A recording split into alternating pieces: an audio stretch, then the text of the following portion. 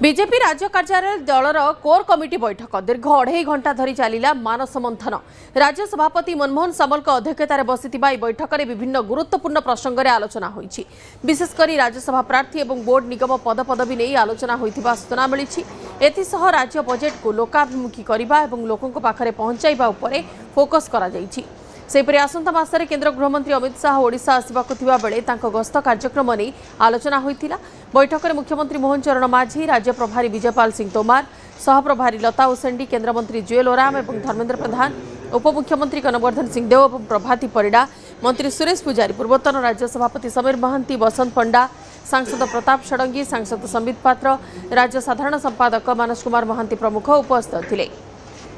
सहयोगी दुष्मंत अच्छा अवस्था फोन लाइन रे। दुष्मंत काली दीर्घ 2.5 घंटा धरी आलोचना होईछि कोर कमिटी बैठक रे। प्राइम फोकस कोट कोट रहिला। निश्चित भाव में बंदित आप जो कथा कहते जे ये कोर कमिटी बैठक बेस गुरुत्वपूर्ण किंतु गतकाली जो 2.5 घंटार मानस मंथन एवं दीर्घ दिन व्यवधान पर मनमोहन सामल, धर्मेन्द्र प्रधान एवं ता सहित मोहन माझी एकाठी हेबा, अन्य नेतृवृंद एकाठी हेबा, अनेक किछि अछिंदा अंक एक प्रकार समाधान बाट बाहरिया जाऊँगी वर्तमान समय सबुठ बड़ कथा जेहेतु नामांकन पत्र दाखल शेष तारीख हूँ 5 तारीख। तेणु राज्यसभा निर्वाचन और सहित क्या प्रार्थी कहार ना केंद्रीय पार्लियामेंट्री बोर्ड को जीव काली विशद भाव में विचार विमर्श होता नहीं दलीय सूत्र जहाँ सूचना रही विभिन्न प्रकार मत देखा नहीं जो नेतृवृंद मैंने रही कारण आप जानते पूर्वतन राज्य सभापति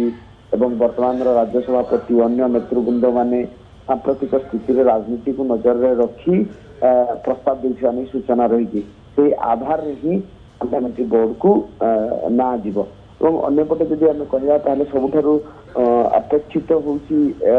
बोर्ड निगम पदपदवी नहीं आलोचना होती एक प्रकार निष्कर्ष बाहरी सारी खूब शीघ्र घोषणा हम जहाँ सूचना रही बड़ कथा हूँ बोर्ड निगम नहीं एक प्रकार